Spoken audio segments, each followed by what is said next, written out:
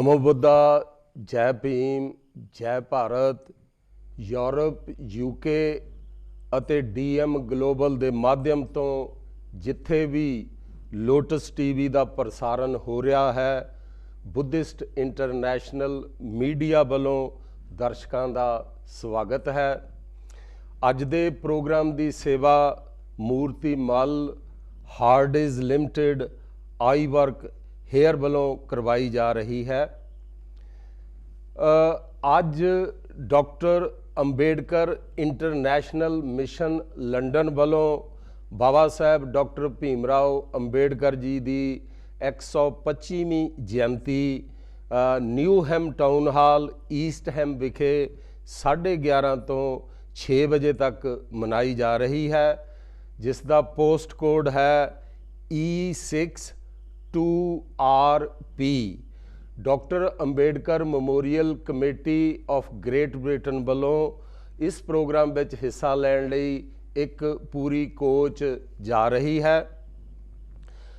आओ पहला मशहूर बॉलीवुड के प्लेबैक सिंगर सोनू निगम जी की आवाज़ विच कस्टम कमिश्नर राजेश डाबरे जी वालों लिखी तथागत बुद्ध की एक गाथा सुनते हाँ। आओ पहला गाथा सुनिए।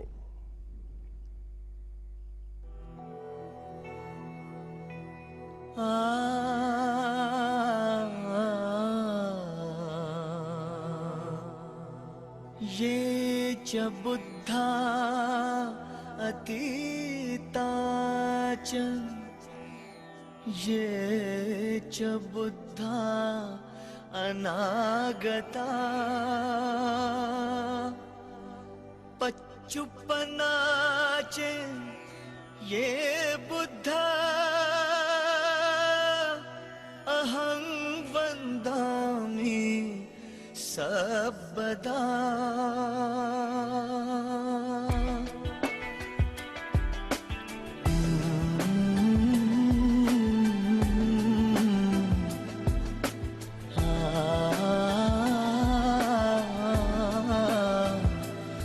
बुद्ध ही बुद्ध है, बुद्ध ही बुद्ध है,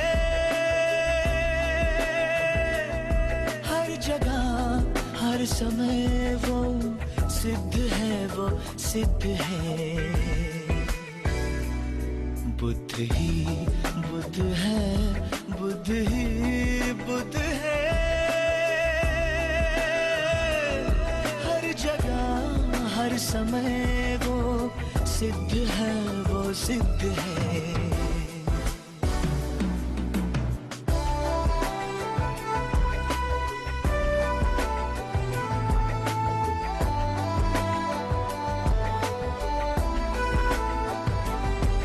मन में तुम्हारे बसता वो गुणवान है, मन में तुम्हारे बसता वो गुणवान है, सम्यक शिक्षा से करता जो शिलवान है, अहिंसा की ताकत से जो बलवान है, अहिंसा की ताकत से जो बलवान है, वो बुद्ध है, वो बुद्ध है, वो बुद्ध है।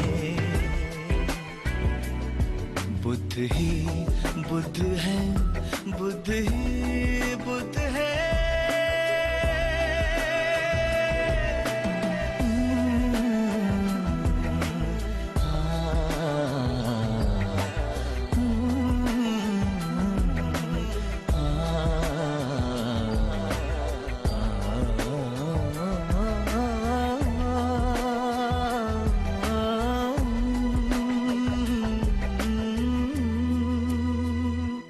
स्वयं पर तू स्वयं ध्यान कर,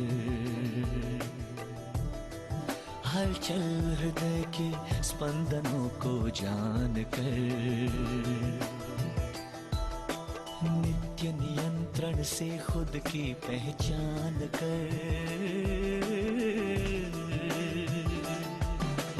नित्य नियंत्रण से खुद की पहचान कर, पाएगा जब तू विजय स्वार्थ पर, विकृति पर तू निरंतर मात कर। दृढ़ निश्चय से जब चित्त तेरा शुद्ध है तू, बुद्ध है तू, बुद्ध है तू, बुद्ध है। बुद्ध ही बुद्ध है, बुद्ध ही बुद्ध है।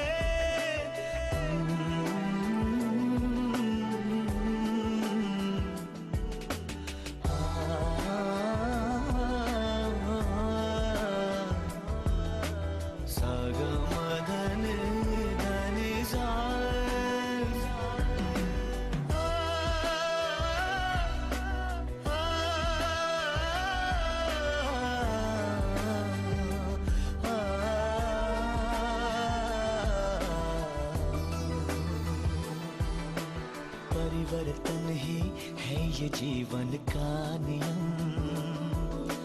क्यों ना हो ये धर्म का भी अधिनियम। मैत्री प्रज्ञाशील हो जिसमें सदैव तन मन पर संयम, कर पूजा सद्गुणों की नादा। ईश्वर क्या बने तू पहले बने इंसान, कर्म कांटों से नहीं मिलता भगवान।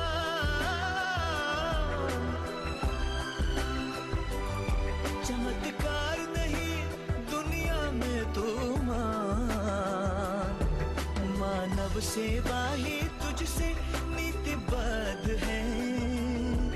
मानव सेवा ही तुझसे नीतिबद्ध है। तू बुद्ध है, तू बुद्ध है, तू बुद्ध है।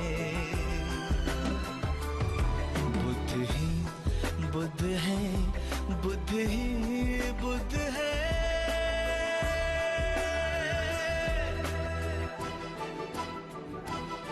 जब चले हिंसा की आंधी, निर्लज्ज उठाए पापों का तूफान, ले चला जगत को विनाश के पथ पर। बेधुंद अहंकारी बना इंसान, देखो उसे ढूंढो उसे पाओ उसे, अंतर मन में जन मन तन में। दीपक शांति का करुणा का वो सागर, प्रज्ञा की जो मूर्ति दिव्य भव्यशील नगर। देखो उसे ढूंढो उसे पाओ उसे, इस जगत का इस धरा का वो मार्गदाता श्रेष्ठ है। इस जगत का इस धरा का मार्गदाता श्रेष्ठ है। वो बुद्ध है, वो बुद्ध है, वो बुद्ध है। बुद्ध ही बुद्ध है, बुद्ध ही बुद्ध है। हर जगह हर समय वो सिद्ध है, वो सिद्ध है। बुद्ध ही बुद्ध है, बुद्ध ही बुद्ध है। हर जगह हर समय वो सिद्ध है, वो बुद्ध है, वो सिद्ध है, वो बुद्ध है, वो सिद्ध है, वो बुद्ध है, वो बुद्ध है।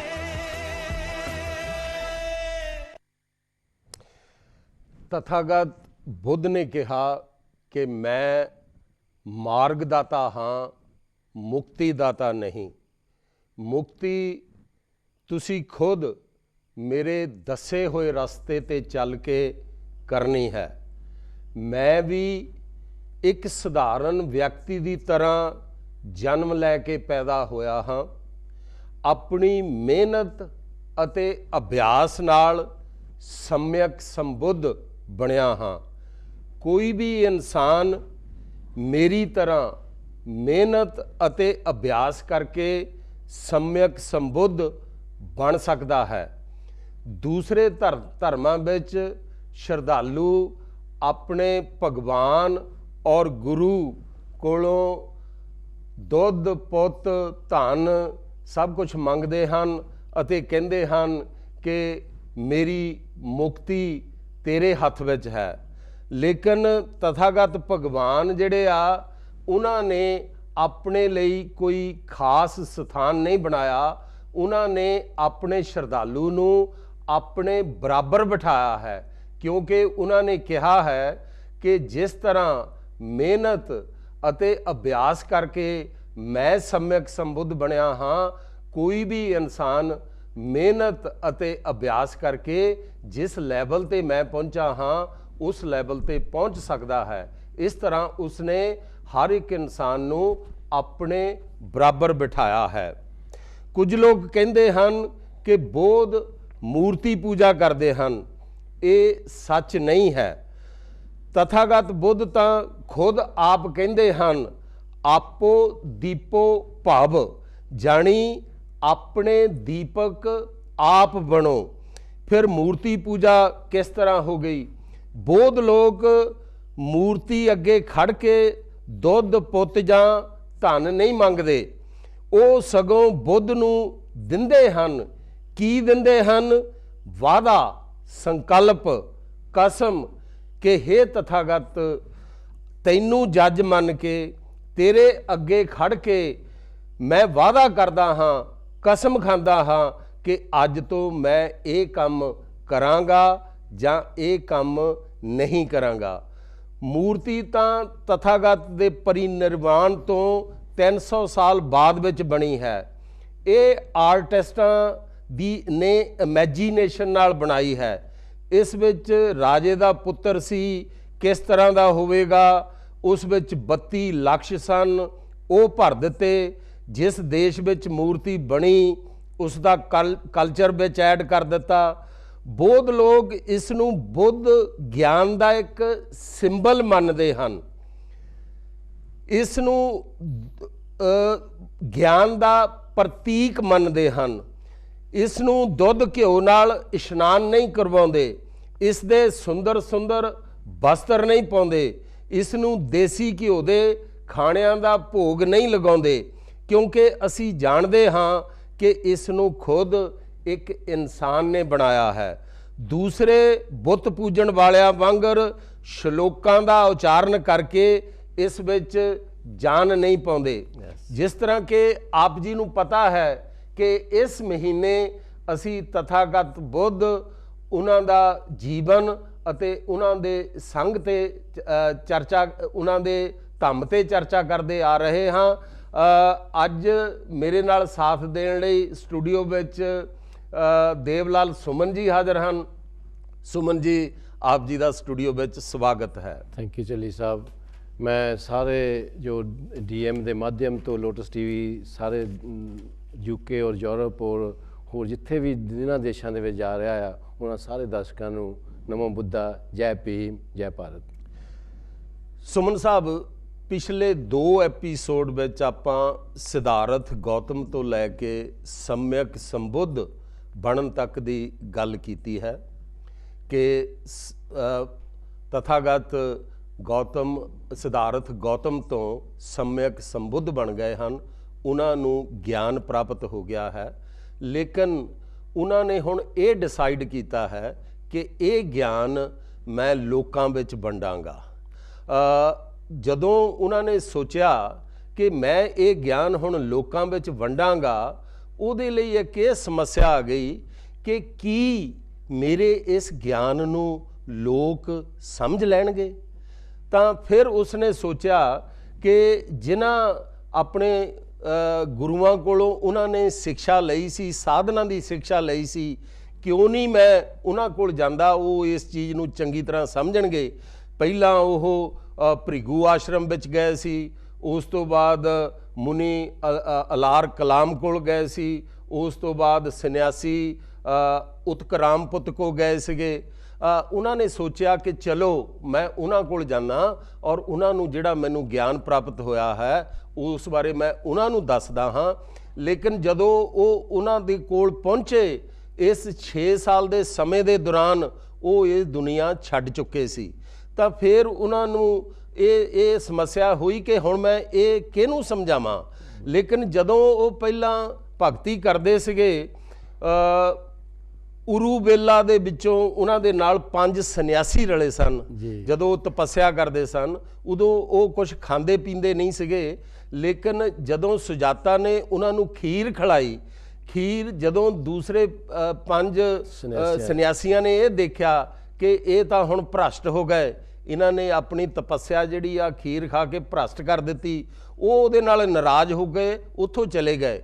ਤਾਂ ਉਹਨਾਂ ਨੂੰ ਹੁਣ ਸਮਝ ਨਹੀਂ ਸੀ ਲੱਗਦੀ ਕਿ ਉਹ ਹੁਣ ਕਿੱਥੋਂ ਸ਼ੁਰੂ ਕਰਨ।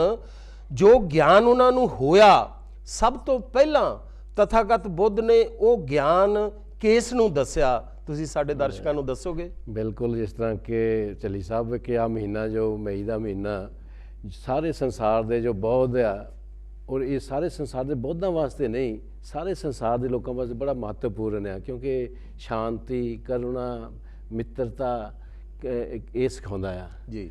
ਤੇ ਹੁਣ ਗੱਲ ਚੱਲਦੀ ਆ ਕਿ ਜਿਸ ਤਰ੍ਹਾਂ ਆਪਾਂ ਪਿਛਲੇ ਪ੍ਰੋਗਰਾਮਾਂ ਦੇ ਵਿੱਚ ਦੱਸਿਆ ਜੀ ਕਿ ਹੁਣ ਸਿਧਾਰਥ ਗੌਤਮ ਸਮਿਅਕ ਸੰਬੁੱਧ ਬਣ ਗਏ ਆ ਜੀ। ਉਹਨਾਂ ਨੇ ਹੁਣ ਜਿਹੜਾ ਉਹਨਾਂ ਨੂੰ ਗਿਆਨ ਪ੍ਰਾਪਤ ਹੋਇਆ, ਉਹਨਾਂ ਦੇ ਬ੍ਰਹਮ ਵਿਚਾਰਾਂ ਨੇ ਉਹ ਫੈਸਲਾ ਕਰ ਲਿਆ ਕਿ ਮੈਨੂੰ ਇਹ ਜਿਹੜਾ ਗਿਆਨ ਹੈ ਮੈਨੂੰ ਇਹ ਦੱਸਣਾ ਚਾਹੀਦਾ ਜੀ। ਤੇ ਤੁਸੀਂ ਉਹ ਦੱਸ ਦਿੱਤਾ ਕਿ ਉਹ ਆਪਣੇ ਗੁਰੂਆਂ ਕੋਲ ਗਏ, ਲੇਕਿਨ ਉਹਨਾਂ ਨੂੰ ਪਤਾ ਲੱਗਾ ਕਿ ਉਹਨਾਂ ਦੀ ਮੌਤ ਹੋ ਚੁੱਕੀ ਆ ਜੀ। ਤੇ ਹੁਣ ਉਹ ਕਹਿੰਦੇ ਆ ਕਿ ਮੈਂ ਗਿਆਨ ਜਿਹੜਾ ਆ ਇਹ ਵੰਡਣਾ ਆ, ਜੋ ਦੁਨੀਆ ਦੁਖੀ ਆ, ਦੁਨੀਆ ਦੇ ਦੁੱਖ ਦੂਰ ਕਰਨ ਲਈ ਮੈਂ ਇਹਦੇ ਲਈ ਗਿਆਨ ਵੰਡਣ ਲਈ ਜਾਣਾ ਆ ਜੀ। ਹੁਣ ਫਿਰ ਉਹ ਜਿਹੜੇ 5 ਸੰਨਿਆਸੀਆਂ ਦੀ ਤੁਸੀਂ ਗੱਲ ਕਰਦੇ ਆ ਜੀ, ਅਸ਼ਵਜਿਤ, ਕੌਂਡਨਿਆ, ਬੱਪ, ਮਹਾਦੇਵ, ਪਦਯ ਜੀ, ਉਹਦਾ ਖਿਆਲ ਆਇਆ ਕਿ ਵੀ ਉਹ ਜਦੋਂ ਮੈਨੂੰ ਛੱਡ ਗਏ ਸੀ ਵੀ ਮੈਂ ਉਹਨਾਂ ਦਾ ਪਤਾ ਕਰਾਂ ਜੀ। ਤੇ ਜਦੋਂ ਉਹਨਾਂ ਦਾ ਪਤਾ ਲੱਗਾ ਤੇ ਉਹਨਾਂ ਨੂੰ ਪਤਾ ਲੱਗਾ ਕਿ ਉਹ ਬਨਾਰਸ ਦੇ ਵਿੱਚ ਰਹਿ ਰਹੇ ਆ ਜੀ, ਮਿਰਗਦਾ ਦੇ ਵਿੱਚ ਜੀ, ਮਿਰਗ ਜਿੱਥੇ ਹਿਰਨਾਂ ਦਾ ਮਤਲਬ ਚਾਰਗਾਹ ਸੀ ਜੀ, ਤੇ ਉਹਦੇ ਵਿੱਚ ਉਹ ਰਹਿ ਰਹੇ ਆ। ਤੇ ਉਹਦਾ ਪਤਾ ਲੱਗਾ ਤੇ ਹੁਣ ਤਥਾਗਤ ਬੁੱਧ ਆ ਇਸੀ ਪਤਨ ਬਨਾਰਸ ਦੇ ਵਿੱਚ ਸਾਰਨਾਥ ਦੀ ਜਗ੍ਹਾ ਵੱਲ ਨੂੰ ਚੱਲ ਪਏ ਆ ਜੀ। ਤੇ ਦੇਖੋ ਉਹਨਾਂ ਦਿਨਾਂ ਦੇ ਵਿੱਚ ਪੈਦਲ ਉੱਥੋਂ ਗਿਆ ਤੋਂ ਸਾਰਨਾਥ ਬਨਾਰਸ ਦੇ ਵਿੱਚ, ਬਨਾਰਸ ਤੁਹਾਨੂੰ ਪਤਾ ਕਿ ਜਿਹੜੇ ਬਹੁਤ ਹੀ ਮਤਲਬ ਚਿੰਤਨ ਕਰਨ ਵਾਲੇ ਲੋਕਾਂ ਦਾ, ਹੋਰ ਦੂਸਰੇ ਤਪੱਸਿਆ ਕਰਨ ਲੋਕਾਂ ਦਾ ਸੈਂਟਰ ਬਣਿਆ ਜੀ। ਉੱਥੇ ਉਹ 5 ਸੰਨਿਆਸੀ ਆ ਜੀ। ਉਹ ਜਦੋਂ ਉੱਥੋਂ ਚੱਲ ਪਏ ਆ ਤੇ ਜਦੋਂ ਚੱਲਦੇ ਚੱਲਦੇ ਉਹ ਲਾਗੇ ਪਹੁੰਚ ਗਏ ਆ ਜੀ, ਤੇ ਇਹ ਜਿਹੜੇ 5 ਸੰਨਿਆਸੀ ਆ ਉਹਨਾਂ ਨੂੰ ਦੇਖਦੇ ਆ ਤਾਂ ਉਹ, ਮੇਰਾ ਖਿਆਲ ਇੱਥੇ ਉਦੋਂ ਪਹਿਲਾਂ ਉਹਨਾਂ ਨੂੰ ਰਾਹ 'ਚ ਵੀ ਕੋਈ ਮਿਲਦੇ ਆ। ਹਾਂ, ਤੇ ਚੰਗਾ ਹੋਇਆ ਤੁਸੀਂ ਮੈਨੂੰ ਯਾਦ ਦਿਲਾਤਾ ਜੀ ਕਿ ਜਦੋਂ ਉੱਥੇ ਤੁਰਦੇ ਆ ਤੇ ਰਾਹ ਦੇ ਵਿੱਚ ਜਦੋਂ ਚੱਲਦਿਆਂ ਨੂੰ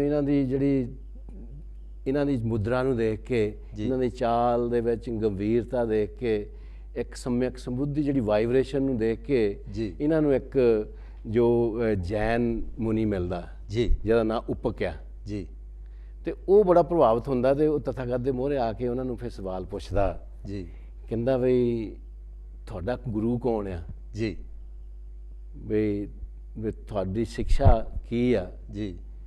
ਤੇ ਤਥਾਗਤ ਉਹਨਾਂ ਨੂੰ ਜਵਾਬ ਦਿੰਦੇ ਆ ਕਿ ਬਈ ਮੇਰਾ ਗੁਰੂ ਨਹੀਂ ਕੋਈ ਵੀ ਜੀ, ਮੈਂ ਹੁਣ ਮੇਰੇ ਸਮਾਨ ਵੀ ਕੋਈ ਨਹੀਂ ਜੀ, ਮੈਂ ਇੱਕ ਸਮਿਅਕ ਸੰਬੁੱਧ ਬਣ ਗਿਆ ਜੀ।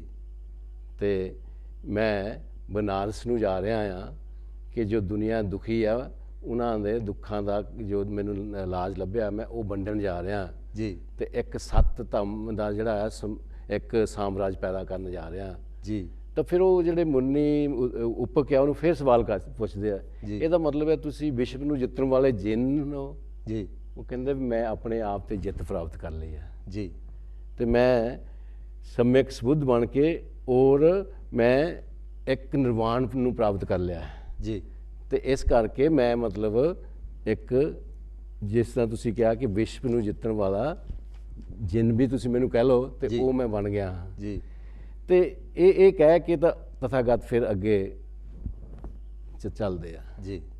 ਤੇ ਜਦੋਂ 5 ਭਿਕਸ਼ੂਆਂ ਦੀ ਭਾਲ ਵਿੱਚ, ਉਹਨਾਂ ਦੀ ਭਾਲ, ਸੌਰੀ ਸੰਨਿਆਸੀਆਂ ਦੀ ਭਾਲ ਦੇ ਵਿੱਚ ਜੀ, ਉਹ ਫਿਰ ਜਿਹੜੇ ਮੈਂ ਜਿਸ ਤਰ੍ਹਾਂ ਤੁਹਾਨੂੰ ਦੱਸਿਆ ਕਿ ਉਹ ਇਸੀ ਪਤਨ ਬਨਾਰਸ ਸਾਰਨਾਥ ਮਿਰਗਦਾ ਦੇ ਵਿੱਚ ਉਹ ਜਦੋਂ ਉੱਥੇ ਚੱਲਦੇ ਚੱਲਦੇ ਜਦੋਂ ਪਹੁੰਚਦੇ ਆ ਤੇ ਉਹ ਜਿਹੜੇ 5 ਸੰਨਿਆਸੀ ਆ ਉਹਨਾਂ ਨੂੰ ਫਿਰ ਦੇਖਦੇ ਆ ਜੀ ਤੇ ਉਹਨਾਂ ਦੇ ਵਿੱਚ ਉਹੀ ਪੁਰਾਣੀ ਗੱਲ, ਇਹ ਉਹੀ ਸੰਨਿਆਸੀ ਆ ਜਿਹੜਾ ਜਦੋਂ ਇਹਨ ਖਾਣਾ ਖਾਧਾ ਸੀ ਤੇ ਇਹ ਭ੍ਰਸ਼ਟ ਹੋ ਗਿਆ ਸੀ ਜੀ ਵੀ ਇਹਦੇ ਨਾਲ ਤਾਂ ਕੋਈ ਗੱਲਬਾਤ ਕਰਨ ਦਾ ਕੋਈ ਫਾਇਦਾ ਹੀ ਜੀ। ਨਹੀਂ। ਜੇ ਸਾਡੇ ਕੋਲ ਆਉਂਦਾ ਵੀ ਆ ਨਾ ਤਾਂ ਅਸੀਂ ਇਹਨੂੰ ਬੈਠਣ ਲਈ ਪੁੱਛਾਂਗੇ, ਜੀ ਨਾ ਇਹਨੂੰ ਨਮਸਕਾਰ ਕਰਾਂਗੇ, ਜੀ ਨਾ ਇਹਨਾਂ ਦੇ ਪੈਰ ਧੋਵਾਂਗੇ, ਨਾ ਅਸੀਂ ਇਹਨਾਂ ਦੇ ਜੋ ਇਹਨਾਂ ਦੇ ਭਿਕਸ਼ਾ ਪਾਤਰ ਆ ਉਹ ਉਹਦੇ ਕੋਲ ਲਵਾਂਗੇ। ਅਸੀਂ ਮਤਲਬ ਉਹਨਾਂ ਨੂੰ ਮਤਲਬ ਇਗਨੋਰ ਕਰਨਾ। ਜੀ ਲੇਕਿਨ ਜਿੱਦਾਂ ਜਿੱਦਾਂ ਤਥਾਗਤ ਬੁੱਧ ਜਿਹੜੇ ਆ ਉਹਨਾਂ ਦੇ ਲਾਗੇ ਪਹੁੰਚਦੇ ਜਾਂਦੇ ਆ ਜੀ ਕਿਉਂਕਿ ਇਹ ਸਮਿਕ ਸੰਬੁੱਧ ਦੀ ਜਿਹੜੀ ਮੈਤਰੀ ਕਰੁਣਾ ਦੀ ਜਿਹੜੀ ਵਾਈਬ੍ਰੇਸ਼ਨ ਆ ਉਹਦਾ ਉਹਨਾਂ ਤੇ ਅਸਰ ਹੋ ਰਿਹਾ। ਜੀ ਤੇ ਜਦੋਂ ਲਾਗੇ ਪਹੁੰਚ ਗਏ ਉਹੀ ਭਿਕਸ਼ੂ ਜਿਹੜੇ ਕਿ ਉਹਨਾਂ ਦੇ ਵਿਰੋਧ ਦੇ ਵਿੱਚ ਸੀ ਜੀ ਉਹਨਾਂ ਦਾ ਆਦਰ ਮਾਣ ਕਰਨ ਲਈ ਉਹਨਾਂ ਦੇ ਮਨ ਦੇ ਵਿੱਚ ਭਾਵਨਾ ਸ਼ੁਰੂ ਹੋ ਗਈਆਂ। ਜੀ ਤਾਂ ਇੱਕ ਨੇ ਉਹਨਾਂ ਦਾ ਜਿਹੜਾ ਭਿਕਸ਼ਾ ਪਾਤਰ ਲਿਆ, ਇੱਕ ਨੇ ਉਹਨਾਂ ਨੂੰ ਆਸਣ ਬਣਾ ਕੇ ਦਿੱਤਾ ਜੀ ਤੇ ਇੱਕ ਨੇ ਉਹਨਾਂ ਦੇ ਪੈਰ ਧੋਣ ਵਾਸਤੇ ਪਾਣੀ ਲਿਆਂਦਾ। ਪੰਤ ਉਹਨਾਂ ਨੂੰ ਬਿਠਾ ਕੇ ਉਹਨਾਂ ਨੂੰ ਨਮਸਕਾਰ ਕੀਤਾ। ਇਹ ਦੇਖੋ ਇਹ ਮੈਤਰੀ ਤੇ ਕਰੁਣਾ ਦੀ ਜੋ ਇਹ ਵਾਈਬ੍ਰੇਸ਼ਨ ਹੈ ਇਹ ਸਮਿਕ ਸੰਬੁੱਧ ਦੀ। ਜੀ ਤਾਂ ਹੁਣ ਉਹਨਾਂ ਦੇ ਨਾਲ ਬੈਠ ਕੇ ਹਾਲ ਚਾਲ ਪੁੱਛ ਕੇ ਜੀ ਤਾਂ ਹੁਣ ਉਹ ਉਹਨਾਂ ਨੂੰ ਹੁਣ ਸਵਾਲ ਪੁੱਛਦੇ ਆ ਜੀ ਵੀ ਇਹ ਤੁਸੀਂ ਜਦੋਂ ਮਤਲਬ ਉੱਥੇ ਤੁਸੀਂ ਜਦੋਂ ਸੰਨਿਆਸੀ ਕੀ ਤੁਸੀਂ ਉਦੋਂ ਖੀਰ ਖਾ ਕੇ ਆਪਣੇ ਸਰੀਰ ਨੂੰ ਕਸ਼ਟ ਦੇਣਾ ਛੱਡ ਦਿੱਤਾ ਸੀ? ਜੀ ਤੇ ਤਥਾਗਤ ਪੰਥ ਕਹਿੰਦੇ ਜਸ ਮੈਂ ਉਹ ਕਸ਼ਟ ਆਪਣੇ ਸਰੀਰ ਨੂੰ ਕਸ਼ਟ ਦੇਣਾ ਛੱਡ ਦਿੱਤਾ। ਉਹ ਮੈਨੂੰ ਪਤਾ ਲੱਗਿਆ ਕਿ ਇਹਦੇ ਕਸ਼ਟ ਦੇਣ ਦੇ ਨਾਲ ਜੋ ਸੱਚ ਆ ਉਹ ਸਾਨੂੰ ਪ੍ਰਾਪਤ ਨਹੀਂ ਹੁੰਦਾ। ਜੀ ਤੇ ਉਹਨਾਂ ਨੇ ਕਿਹਾ ਵੀ ਤੁਸੀਂ ਕੀ ਕਰ? ਕਹਿੰਦੇ ਮੈਂ ਇੱਕ ਦੋ ਸਿਰੇ ਦੀਆਂ ਤੁਹਾਨੂੰ ਗੱਲਾਂ ਦੱਸਦਾ ਆ।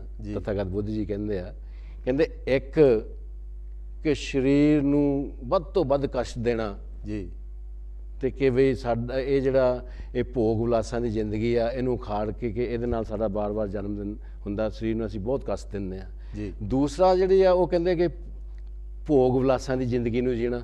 ਜੀ ਤਾਂ ਜੀ ਖਾਓ ਪੀਓ, ਜਿਸ ਤਰ੍ਹਾਂ ਕਹਿੰਦੇ ਖਾਓ ਪੀਓ ਐਸ਼ ਕਰੋ, ਕੱਲ ਨੂੰ ਤਾਂ ਮਰਨਾ ਹੀ ਆ। ਜੀ ਤੇ ਤਥਾਗਤ ਬੁੱਧ ਕਹਿੰਦੇ ਕਿ ਮੈਂ ਇਹ ਦੋਨਾਂ ਦੇ ਨਾਲ ਸਹਿਮਤ ਨਹੀਂ ਆ ਜੀ। ਤੇ ਮੈਂ ਇੱਕ ਵਿਚਾਲ ਦਾ ਰਸਤਾ ਮਿਡਲ ਪਾਥ ਕੱਢਿਆ। ਜੀ ਤੇ ਉਹ ਫਿਰ ਉਹਨਾਂ ਨੂੰ ਪੁੱਛਦੇ ਆ ਕਿ ਵੀ ਤੁਸੀਂ ਮਿਡਲ ਪਾਥ ਕੱਢਿਆ ਵੀ ਇਹਦੇ ਬਾਰੇ ਦੱਸੋਗੇ? ਤਾਂ ਉਹਦੇ ਬਾਰੇ ਫਿਰ ਉਹ ਉਹਨਾਂ ਨੂੰ ਦੱਸਦੇ ਆ ਕਿ ਮੈਂ ਤੁਹਾਨੂੰ ਸੰਨਿਆਸੀਓ ਇੱਕ ਸਵਾਲ ਪੁੱਛਦਾ ਜੀ ਕਿ ਜਦ ਤੁਹਾਡੇ ਮਨ ਦੇ ਵਿੱਚ ਦੁਨਿਆਵੀ ਉਹ ਸਵਰਗੀ ਭੋਗ ਵਿਲਾਸਾਂ ਦੀਆਂ ਇੱਛਾਵਾਂ ਜਿਹੜੀਆਂ ਆ ਜੀ ਬਣੀਆਂ ਰਹਿਣ ਜੀ ਤਾਂ ਤੁਸੀਂ ਸਰੀਰ ਨੂੰ ਕਸ਼ਟ ਦਿੰਦੇ ਹੋ ਤਾਂ ਕੀ ਕਸ਼ਟ ਦੇਣ ਦਾ ਕੋਈ ਫਾਇਦਾ ਹੈ? ਜੀ। ਉਹ ਕਹਿੰਦੇ ਨਹੀਂ। ਜੀ ਤਾਂ ਫਿਰ ਕਹਿੰਦੇ ਵੀ ਜਦ ਤੁਹਾਡੇ ਮਨ ਦੀਆਂ ਜੋ ਭੋਗ ਜਿਹੜੀਆਂ ਇੱਛਾਵਾਂ ਜਿਹੜੀਆਂ ਭੋਗ ਵਿਲਾਸ ਦੀ ਜ਼ਿੰਦਗੀ ਜਿਹੜੀਆਂ ਉਹਨਾਂ ਨੂੰ ਸ਼ਾਂਤ ਨਹੀਂ ਹੁੰਦੀਆਂ ਜੀ ਤਾਂ ਫਿਰ ਕਸ਼ਟ ਦੇਣ ਦਾ ਕੀ ਫਾਇਦਾ? ਜੀ ਫਿਰ ਉਹ ਕਹਿੰਦੇ ਨੇ ਇਹ ਬਿਲਕੁਲ ਠੀਕ ਹੈ ਤੁਸੀਂ ਕਹਿੰਦੇ ਆ। ਤੇ ਜਦੋਂ ਇਹ ਗੱਲ ਉਹ ਕਹਿੰਦੇ ਵੀ ਇਹ ਮੈਂ ਇੱਕ ਵਿਚਾਲ ਦਾ ਰਸਤਾ ਕੱਢਿਆ ਜੀ ਤੇ ਉਹ ਉਹਨਾਂ ਨੂੰ ਫਿਰ ਪੁੱਛਦੇ ਆ ਕਿ ਵਿਚਾਲ ਦਾ ਰਸਤਾ ਇਹ ਤਥਾਗਤ ਸਾਨੂੰ ਉਹਦੇ ਬਾਰੇ ਸਾਨੂੰ ਦੱਸੋ। ਜੀ ਉਹਨਾਂ ਨੇ ਫਿਰ ਜਿਹੜਾ ਵਿਚਾਲ ਦਾ ਰਸਤਾ ਦੱਸਦੇ ਆ ਉਹ ਤੇ ਉਹ ਕਹਿੰਦੇ ਆ ਕਿ ਵੀ ਇਹ ਜੋ ਵਿਚਾਲ ਦਾ ਰਸਤਾ ਆ ਇਹ ਹੈ ਕਿ ਮੈਂ ਤੁਹਾਨੂੰ ਜਿਹੜੀ ਮੇਰੀ ਜ਼ਿੰਦਗੀ ਦਾ ਜੋ ਮੈਨੂੰ ਤਜਰਬਾ ਹੋਇਆ ਹੈ ਜੀ ਤੇ ਉਹ 7 ਧੰਮ ਮੈਂ ਤੁਹਾਨੂੰ ਦੱਸਣਾ ਚਾਹੁੰਦਾ ਹਾਂ। ਜੀ ਤੇ ਉਹ ਕਹਿੰਦੇ ਆ ਕਿ ਮੇਰਾ 7 ਧੰਮ ਦੇ ਵਿੱਚ ਕੋਈ ਈਸ਼ਵਰ ਕਰਮਕਾਂਡ ਹੋਰ ਕੋਈ ਰਸਮਾਂ ਦਾ ਕੋਈ ਮਤਲਬ ਨਹੀਂ ਜੀ ਨਾ ਹੀ ਮੇਰੇ ਧੰਮ ਨੂੰ ਆਤਮਾ ਦੇ ਨਾਲ ਕੋਈ ਵਾਸਤਾ ਹੈ ਕਿ ਵੀ ਆਤਮਾ ਦਾ ਕੀ ਬਣਦਾ ਕੀ ਨਹੀਂ ਬਣਦਾ। ਜੀ ਕਹਿੰਦਾ ਮੇਰਾ ਜਿਹੜਾ ਕੇਂਦਰ ਬਿੰਦੂ ਆ ਜੀ ਸੈਂਟਰ ਪੁਆਇੰਟ ਉਹ ਮਨੁੱਖ ਆ।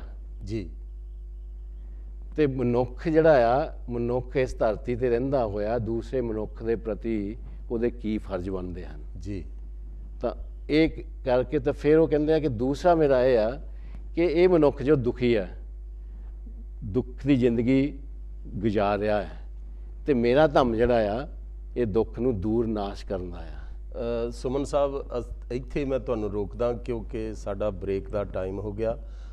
ਬ੍ਰੇਕ ਤੋਂ ਬਾਅਦ ਫਿਰ ਆਪਾਂ ਇੱਥੋਂ ਹੀ ਸ਼ੁਰੂ ਕਰਾਂਗੇ। ਹੁਣ ਅਸੀਂ ਬ੍ਰੇਕ ਵੱਲ ਜਾ ਰਹੇ ਹਾਂ। ਤੁਸੀਂ ਕਿਤੇ ਜਾਣਾ ਨਹੀਂ। ਬ੍ਰੇਕ ਤੋਂ ਬਾਅਦ ਇੱਕ ਵਾਰ ਫਿਰ ਮਿਲਦੇ ਹਾਂ।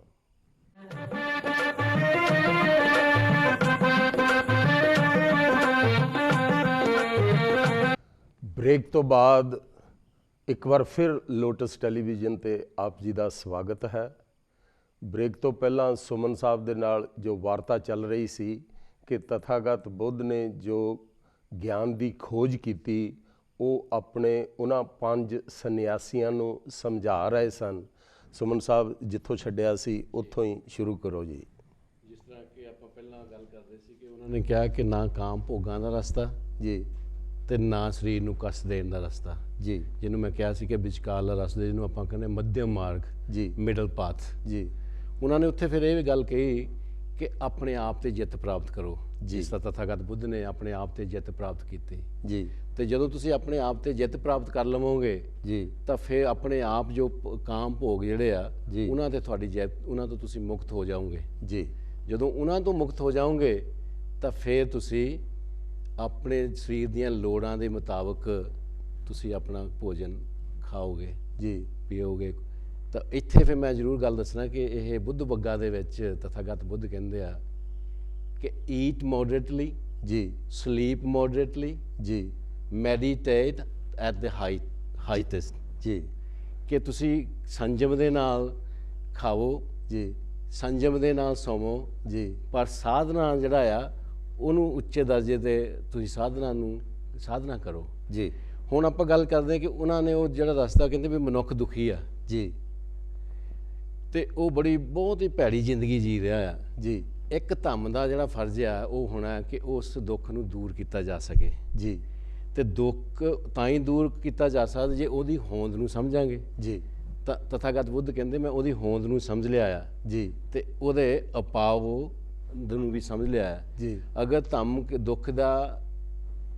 ਦੁੱਖ ਨੂੰ ਨਿਵਾਰਨ ਕਰਦਾ ਆ ਉਹਦਾ ਉਪਾਅ ਜਾਣ ਕੇ, ਜੀ ਉਹਨੂੰ ਹੀ ਆਪਾਂ ਕਹਿ ਸਕਦੇ ਹਾਂ ਕਿ ਇਹ ਸਹੀ ਧੰਮ ਹੈ, ਜੀ ਸੱਤ ਧੰਮ ਹੈ। ਜੀ ਤੇ ਤੁਹਾਨੂੰ ਪਤਾ ਕਿ ਉਹ ਭਿਕਸ਼ੂ ਜਿਹੜੇ ਸੰਨਿਆਸੀ ਸੀ ਉਹ ਸਵਾਲ ਤੇ ਸਵਾਲ ਉਹਨਾਂ ਨੂੰ ਕਰਦੇ ਆ। ਜੀ ਫਿਰ ਉਹਨਾਂ ਨੂੰ ਫਿਰ ਉਹ ਸਵਾਲ ਫੇਰ ਪੁੱਛਦੇ ਆ ਕਿ ਇਹ ਤਥਾਗਤ ਜੇ ਤੁਹਾਡੇ ਸੱਤ ਧੰਮ ਦੀ ਜੋ ਨੀਂਹ ਦੁੱਖ ਆ ਤੇ ਉਹਨਾਂ ਦਾ ਨਾਸ਼ ਆ, ਇਹ ਸਾਨੂੰ ਦੱਸੋਗੇ? ਜੀ ਤਾਂ ਫਿਰ ਤਥਾਗਤ ਉਹਨਾਂ ਨੂੰ ਦੱਸਦੇ ਆ, ਬੜਾ ਸਾਦਾ ਤਰੀਕਾ ਆ ਜੀ ਕਿ ਤੁਸੀਂ ਪਵਿੱਤਰਤਾ ਦੇ ਜੀਵਨ ਤੇ ਚੱਲੋ, ਜੀ ਧੰਮ ਦੇ ਤੇ ਚੱਲੋ, ਜੀ ਤੇ ਉਹਦੇ ਨਾਲ ਫਿਰ ਕਹਿੰਦੇ ਆ ਸ਼ੀਲਾਂ ਦੇ ਰਾਹ ਤੇ ਚੱਲੋ। ਜੀ ਇਹ ਜਿਹੜਾ ਆ ਸ਼ੀਲਾਂ ਦਾ ਰਾਹ ਦੱਸਦੇ ਆ। ਕਿਉਂਕਿ ਅਗਰ ਤੁਸੀਂ ਦੇਖੋ ਕਿ ਜਿਹੜਾ ਤਥਾਗਤ ਬੁੱਧ ਆ ਉਹ ਨੈਤਿਕਤਾ ਤੇ ਪਵਿੱਤਰਤਾ ਦੀ ਗੱਲ ਹਮੇਸ਼ਾ ਕਰਦੇ ਆ ਜੀ ਕਿ ਜਦੋਂ ਤੁਹਾਡਾ ਆਪਣਾ ਜੀਵਨ ਪਵਿੱਤਰ ਹੋਊਗਾ, ਨੈਤਿਕ ਹੋਊਗਾ, ਤੇ ਤੁਸੀਂ ਦੂਸਰਿਆਂ ਦਾ ਜੀਵਨ। ਇੱਥੇ ਫਿਰ ਉਹ ਉਹਨਾਂ ਨੂੰ ਦੱਸਦੇ ਆ ਕਿ ਉਸ ਪਵਿੱਤਰਤਾ ਦੇ ਜੀਵਨ ਬਾਰੇ ਤਥਾਗਤ ਬੁੱਧ ਕੀ ਕਹਿੰਦੇ ਆ? ਜਿਸ ਪਵਿੱਤਰਤਾ ਦੀ ਤੁਸੀਂ ਗੱਲ ਕਰਦੇ ਹੋ ਉਸ ਬਾਰੇ ਬੁੱਧ ਕੀ ਕਹਿੰਦੇ ਆ? ਤਥਾਗਤ ਬੁੱਧ ਦੇ ਫਿਰ ਆਪਣੀ ਵਿਆਖਿਆ ਆਪਣੇ ਧੰਮ ਦੀ ਇਸ ਤਰ੍ਹਾਂ ਕਰਦੇ ਆ ਕਿ ਨੈਤਿਕਤਾ ਦਾ ਰਸਤਾ ਸਮਝਾਉਂਦੇ ਉਹਨਾਂ ਨੂੰ ਜੀ ਕਿ ਨੈਤਿਕਤਾ ਦਾ ਜੋ ਰਸਤਾ ਆ ਕਿ ਕੋਈ ਵੀ ਮਨੁੱਖ ਆ ਜੀ ਉਹਨੂੰ ਆਪੇ ਚੰਗੇ ਹੋਣ ਦੀ ਜਾਂ ਬੁਰੇ ਹੋਣ ਦਾ ਇੱਕ ਮਾਪਦੰਡ ਹੋਣਾ ਚਾਹੀਦਾ ਜੀ। ਤਾਂ ਜੇ ਉਹ ਮਾਪਦੰਡ ਹੋਊਗਾ ਤੇ ਉਹਦੇ ਨਾਲ ਆਪਣੇ ਆਪ ਨੂੰ ਮਾਪ ਸਕਦਾ ਕਿ ਕੀ ਮੈਂ ਚੰਗੇ ਕਰਮ ਕਰ ਰਿਹਾ ਜੀ ਕਿ ਮੈਂ ਬੁਰੇ ਕਰਮ ਕਰ ਰਿਹਾ। ਜੀ। ਇੱਥੇ ਤਥਾਗਤ ਬੁੱਧ ਜ਼ਰੂਰ ਦੱਸਦੇ ਆ ਕਿ ਇੱਕ ਜ਼ਿੰਦਗੀ ਦੇ ਵਿੱਚ ਮਨੁੱਖ ਦਾ ਮਾਪਦੰਡ ਜ਼ਰੂਰ ਹੋਣਾ ਚਾਹੀਦਾ ਜੀ, ਕਿਉਂਕਿ ਜਿਨ੍ਹਾਂ ਦਾ ਮਾਪਦੰਡ ਹੁੰਦਾ ਆ ਉਹ ਆਪਣੇ ਚੰਗਿਆਈ ਵੱਲ ਦੇ ਪਾਸੇ ਨੂੰ ਤੁਰਦੇ ਆ ਜਦੋਂ ਆਪਣੇ ਆਪ ਨੂੰ ਦੇਖਦੇ ਆ ਕਿ ਮੈਂ ਬੁਰੇ ਕੰਮਾਂ 'ਤੇ ਆ ਜੀ ਤੇ ਉਹ ਜਿਹੜਾ ਮਾਪਦੰਡ ਆ ਉਹ ਮਾਪਦੰਡ ਉਹਨਾਂ ਨੂੰ ਫਿਰ 5 ਸ਼ੀਲਾਂ ਦੇ ਵਿੱਚ ਉਹਨਾਂ ਨੂੰ ਮਾਪਦੰਡ ਦਿੰਦੇ ਆ ਜੀ। ਤੇ ਜਿਹੜਾ ਕਿ ਆਪਾਂ ਪਹਿਲਾਂ ਵੀ ਆਪਣੇ ਪਹਿਲੇ ਪ੍ਰੋਗਰਾਮਾਂ ਤੇ ਅੰਜਨਾ ਕੁਮਾਰੀ ਜੀ ਨੇ ਆਪਾਂ ਨੂੰ 5 ਸ਼ੀਲਾਂ ਬਾਰੇ ਦੱਸਿਆ ਸੀ। ਕਿਉਂਕਿ ਮੈਂ ਉਹਨਾਂ ਕੋਲੋਂ ਸਵਾਲ ਪੁੱਛਿਆ ਸੀ ਕਿ ਤਥਾਗਤ ਨੂੰ ਪੰਚਸ਼ੀਲ ਦੀ ਜ਼ਰੂਰਤ ਕਿਉਂ ਪਈ। ਹਾਂ ਇਹ ਸਵਾਲ ਮੈਂ ਪੁੱਛਿਆ ਸੀ। ਇਹ ਫਿਰ 5 ਸ਼ੀਲ ਜਿਹੜੇ ਆ ਜੀ ਉਹ ਫਿਰ ਜਦੋਂ ਸ਼ੀਲਾਂ ਦਾ ਪਾਲਣ ਕਰਦਾ ਕਿ ਆਪਣੇ ਆਪ ਹੀ ਉਦੋਂ ਉਹਨੂੰ ਪਤਾ ਲੱਗਦਾ ਕਿ ਮੈਂ ਉਹਨਾਂ ਤੇ ਮਿਲਦਾ ਆ। ਜਿਸ ਤਰ੍ਹਾਂ ਕਿ 5 ਸ਼ੀਲ ਹੈ ਕਿ ਮੈਂ ਹੱਤਿਆ ਨਹੀਂ ਕਰਾਂਗਾ ਜੀ, ਮੈਂ ਦੂਸਰਾ ਚੋਰੀ ਨਹੀਂ ਕਰਾਂਗਾ ਜੀ, ਮੈਂ ਬੇਵਿਚਾਰ ਨਹੀਂ ਕਰਾਂਗਾ ਜੀ, ਮੈਂ ਝੂਠ ਨਹੀਂ ਬੋਲਾਂਗਾ ਜੀ, ਤੇ ਮੈਂ ਜਿਹੜੇ ਨਸ਼ੀਲੇ ਪਦਾਰਥ ਆ ਉਹਨਾਂ ਤੋਂ ਦੂਰ ਰਹਿਣ ਦੀ ਕੋਸ਼ਿਸ਼ ਕਰਾਂਗਾ ਜੀ। ਇਹ ਮਤਲਬ 5 ਸ਼ੀਲ ਜੀ। ਪਰ ਤਥਾਗਤ ਇਦੋਂ ਅੱਗੇ ਲੈ ਜਾਂਦੇ ਆ ਜੀ ਕਹਿੰਦੇ ਵੀ ਤੁਸੀਂ ਜੇ 5 ਸ਼ੀਲ ਨੂੰ ਜੇ ਤੁਸੀਂ ਕਾਇਮ ਰੱਖਣਾ ਆ ਜੀ ਤੇ ਤੁਹਾਨੂੰ ਅਸ਼ਟਾਂਗਿਕ ਮਾਰਗ ਜਿਹੜਾ ਆ ਜੀ ਉਹ ਅਪਣਾਉਣਾ ਪਊਗਾ ਕਿਉਂਕਿ ਇਹਨਾਂ ਨੂੰ ਕਾਇਮ ਰੱਖਣ ਲਈ ਅਸ਼ਟਾਂਗਿਕ ਮਾਰਗ ਬਹੁਤ ਹੀ ਜ਼ਰੂਰੀ ਆ। ਤੇ ਅਸ਼ਟਾਂਗਿਕ ਮਾਰਗ ਨੂੰ ਦੇਖੋ ਸਟੈਪ ਬਾਏ ਸਟੈਪ ਤਥਾਗਤ ਬੁੱਧ ਦੱਸਦੇ। ਅਸ਼ਟਾਂਗਿਕ ਮਾਰਗ ਦੇ ਵਿੱਚ ਜਿਸ ਤਰ੍ਹਾਂ ਆਪਾਂ ਪਹਿਲਾਂ ਵੀ ਡਿਸਕਸ ਸਕਦੇ ਆ ਕਿ right understanding, right thoughts, right speech, right actions ਜੀ, ਰਾਈਟ ਐਫਰਟਸ ਜੀ, ਫਿਰ ਆ ਜਾਂਦਾ ਕਿ ਰਾਈਟ ਲਾਈਵਲੀਹੁੱਡ ਜੀ ਤੇ ਰਾਈਟ ਮਾਈਂਡਫੁਲਨੈਸ ਜੀ, ਅਖੀਰ ਤੇ ਆ ਕੇ ਸਮਾਧੀ ਜਿਹੜੀ ਕਿ ਹਮੇਸ਼ਾ ਸਾਧਨਾ ਦੀ ਤਥਾਗਤ ਬੁੱਧ ਕਰਦੇ। ਜੀ। ਇਹਨਾਂ ਨੂੰ ਕਾਇਮ ਰੱਖਣ ਵਾਸਤੇ ਉਹ ਕਹਿੰਦੇ ਕਿ ਤੁਹਾਨੂੰ ਫਿਰ 10 ਪਾਰਮਤਾਵਾਂ ਦੀ ਜ਼ਰੂਰਤ ਪੈਣੀ ਆ ਜੀ ਤੇ ਉਹ 10 ਪਾਰਮਤਾਵਾਂ ਜਿਹੜੀਆਂ ਆ ਉਹਦੇ ਤੇ ਚੱਲ ਕੇ ਫਿਰ ਤੁਸੀਂ ਆਪਣੇ ਆਪ ਨੂੰ ਇੱਕ ਪਵਿੱਤਰ ਤੇ ਨੈਤਿਕਤਾ ਦੇ ਰਸਤੇ ਤੇ ਲਿਆ ਸਕਦੇ ਆ। ਇਹ ਸਾਰਾ ਜਦੋਂ ਉਹਨਾਂ ਨੇ ਸਮਝਿਆ ਤੇ ਉਹਨਾਂ ਨੇ ਬੜਾ ਮਤਲਬ ਆਪਣੇ ਆਪ ਨੂੰ ਮਹਿਸੂਸ ਕੀਤਾ ਕਿ ਹਲਕੇ ਮਹਿਸੂਸ ਕੀਤਾ ਸੰਨਿਆਸੀਆਂ ਨੇ। ਜੀ ਜਦੋਂ ਉਹਨਾਂ ਦੇ ਸਮਝ ਆ ਗਿਆ ਤਾਂ ਫਿਰ ਉਹਨਾਂ ਨੂੰ ਪਤਾ ਲੱਗਾ ਜੀ। ਤਾਂ ਫਿਰ ਉਹ ਕਹਿੰਦੇ ਇਹ ਤਥਾਗਤ ਜੀ ਵੀ ਤੁਸੀਂ ਹੁਣ ਸਾਨੂੰ ਆਪਣੇ ਚੇਲੇ ਆਪਣੇ ਨਾਲ ਰਲਾ ਲਓ ਜੀ। ਤੇ ਅਸੀਂ ਤੁਹਾਡੇ ਧੰਮ ਦਾ ਪ੍ਰਚਾਰ ਦਾ ਜੋ ਸਾਨੂੰ ਤੁਹਾਡਾ ਧੰਮ ਹੈ ਹੁਣ ਸਾਡੇ ਸਮਝ ਆ ਗਿਆ, ਜੀ। ਅਸੀਂ ਤੁਹਾਡੇ ਨਾਲ ਇਸ ਧੰਮ ਦਾ ਪ੍ਰਚਾਰ ਕਰਨ ਵਾਸਤੇ ਅਸੀਂ ਤੁਹਾਡੇ ਨਾਲ ਆਉਣਾ ਚਾਹੁੰਦੇ ਹਾਂ। ਜੀ। ਪਲੀਜ਼ ਮਿਹਰਬਾਨੀ ਕਰਕੇ ਸਾਨੂੰ ਆਪਣੇ ਧੰਮ ਦੇ ਵਿੱਚ ਆਪਣੇ ਨਾਲ ਰਲਾ ਲਓ। ਜੀ ਤੇ ਤਥਾਗਤ ਨੇ ਬੜੇ ਕਰੁਣਾ ਦੇ ਮੈਤਰੀ ਦੇ ਨਾਲ ਫਿਰ ਉਹਨਾਂ ਨੂੰ ਇੱਕ ਲਫ਼ਜ਼ ਜਿਹੜਾ ਆ ਮੈਂ ਇੱਥੇ ਬੋਲ ਜੂ ਕਿ ਉਹ ਜਦੋਂ ਵੀ ਬੋਲਦੇ, ਜਦੋਂ ਉਹਨਾਂ ਨੂੰ ਭਿਕਸ਼ੂ ਉਹਨਾਂ ਦੇ ਨਾਲ ਰਲਦੇ ਆ ਤਾਂ ਫਿਰ ਉਹਨਾਂ ਨੂੰ ਇਹੀ ਵਿਖਵੇ ਜੀ ਕਹਿ ਕੇ ਕਹਿੰਦੇ ਆਓ ਭਿੱਖੂ ਜੀ। ਤੇ ਉਹਨਾਂ ਨੂੰ ਫਿਰ ਆਪਣੇ ਸੰਘ ਦੇ ਵਿੱਚ ਰਲ ਜਾਂਦੇ ਆ। ਇਹ ਫਿਰ ਉਹਨਾਂ ਦੇ ਪਹਿਲੇ 5 ਜੋ ਭਿੱਖੂ ਬਣੇ ਆ। ਜਾਣੀ ਤੁਹਾਡੇ ਕਹਿਣ ਦਾ ਮਤਲਬ ਆ ਕਿ ਧੰਮ ਦਾ ਜਨਮ ਹੋ ਗਿਆ।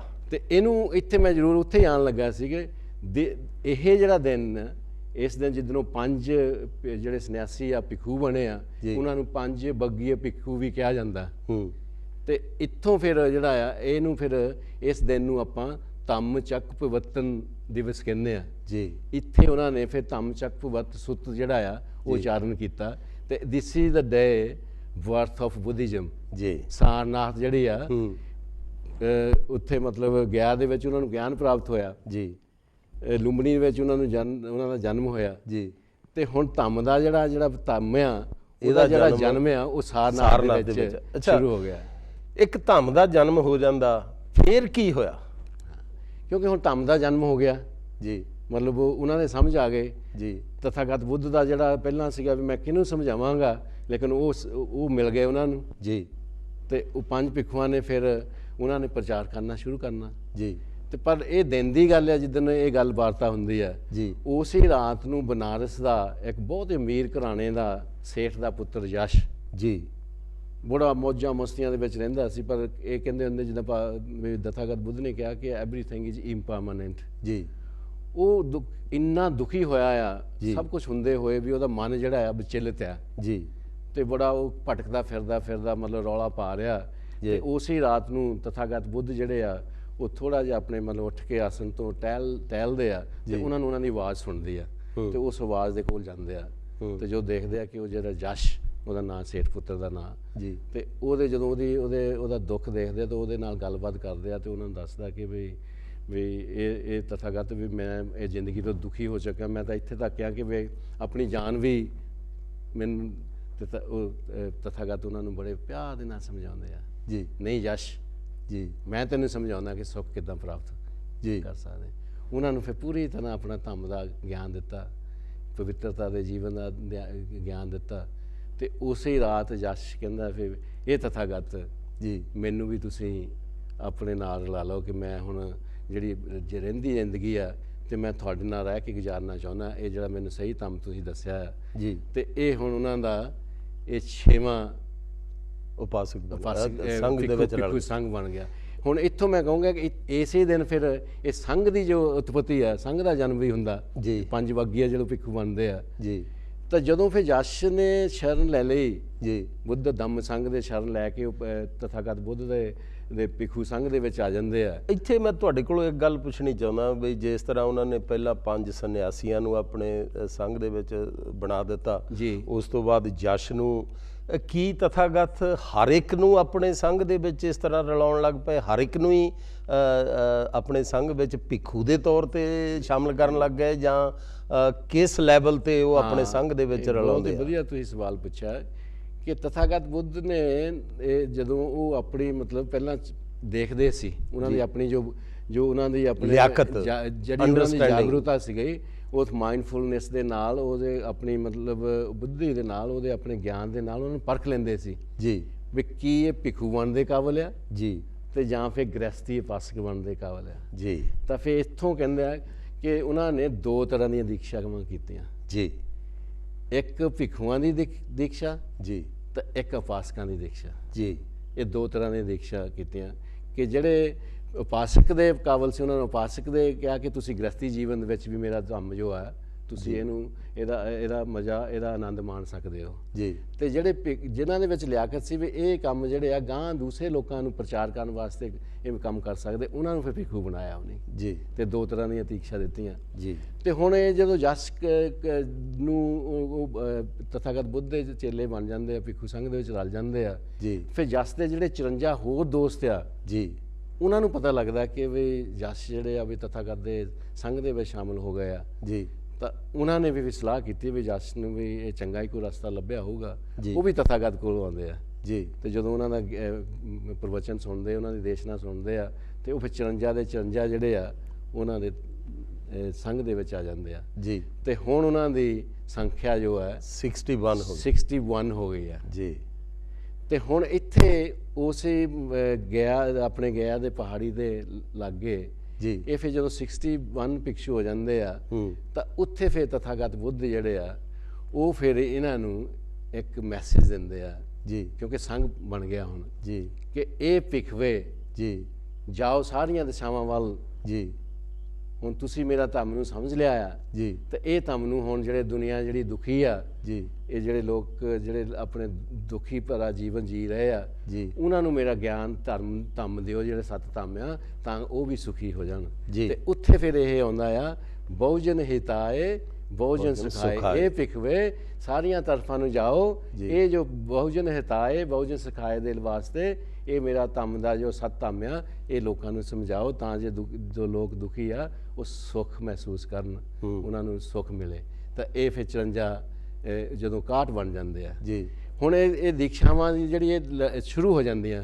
ਕਿਉਂਕਿ ਹੁਣ ਫਿਰ ਚਾਰੀ ਤਰਫ ਸਾਰੇ ਜਾਂਦੇ ਆ ਤੇ ਉਹਨਾਂ ਦਿਨਾਂ ਦੇ ਵਿੱਚ ਫਿਰ ਤਥਾਗਤ ਬੁੱਧ ਨੂੰ ਪਤਾ ਲੱਗਦਾ ਕਿ ਰਾਜਗ੍ਰਹਿ ਦੇ ਵਿੱਚ ਜੀ ਇੱਕ ਕਸ਼ਯਪ ਭਰਾ ਜਿਹੜੇ ਆ ਜੀ ਕਿ ਉਹ ਵੀ ਬੜੀ ਤਪੱਸਿਆ ਕਰ ਰਹੇ ਆ ਲੇਕਿਨ ਉਹ ਤਪੱਸਿਆ ਦਾ ਉਹਨਾਂ ਨੂੰ ਕੋਈ ਫਾਇਦਾ ਤਾਂ ਨਹੀਂ ਹੋ ਰਿਹਾ ਕਿ ਕਿਉਂ ਨਾ ਚੰਗਾ ਹੋਵੇ ਮੈਂ ਉਹਨਾਂ ਕੋਲ ਜਾਵਾਂ ਉਹਨਾਂ ਨੂੰ ਸਮਝਾਵਾਂ ਇਹ ਕਸ਼ਯਪ ਭਰਾ ਜਿਹੜੇ ਕਿੰਨੇ ਸੀਗੇ ਇਹ ਕਸ਼ਯਪ 3 ਭਰਾ ਸਨ ਜੀ ਉਹਨਾਂ ਦਾ ਜਿਹੜਾ ਵੱਡਾ ਭਰਾ ਸੀ ਉਰੂਵੇਲ ਕਸ਼ਯਪ ਜੀ ਜਿਹੜੇ ਉਦੋਂ ਛੋਟੇ ਸੀ ਉਹ ਨਦੀ ਕਸ਼ਯਪ ਜੀ ਤੇ ਗਿਆ ਕਸ਼ਯਪ ਜੀ ਇਹ ਜਟਾਧਾਰੀ ਜਿਹਦਾ ਆਪਣੇ ਅੱਜ ਕੱਲ ਵੀ ਜਟਾਧਾਰੀ ਸਾਧ ਸੰਨਿਆਸੀ ਸੀਗੇ ਜੀ ਅਗਨੀ ਦੀ ਪੂਜਾ ਕਰਦੇ ਸੀ ਜੀ ਇਹ ਤਥਾਗਤ ਬੁੱਧ ਜਦੋਂ ਇਹਨਾਂ ਦੇ ਕੋਲ ਗਏ ਤੇ ਜਿਹੜਾ ਉਰੂਵੇਲ ਕਸ਼ਯਪ ਸੀਗਾ ਇਹਨਾਂ ਸਾਰਿਆਂ ਦੇ ਵਿੱਚੋਂ ਸਿਆਣਾ ਸੀ ਜੀ ਤਾਂ ਉਹਨਾਂ ਬੜਾ ਘਮੰਡੀ ਬਹੁਤ ਸੀ ਜੀ ਲੇਕਿਨ ਜਦੋਂ ਤਥਾਗਤ ਬੁੱਧ ਨੇ ਉਹਨਾਂ ਨੂੰ ਆਪਣੀ ਬਾਣੀ ਦੱਸੀ ਜੀ ਕਿ ਵੀ ਆਹ ਸੱਚ ਧਰਮ ਆ ਜੀ ਤਾਂ ਉਹਦੇ ਤੇ ਇੰਨਾ ਅਸਰ ਹੋਇਆ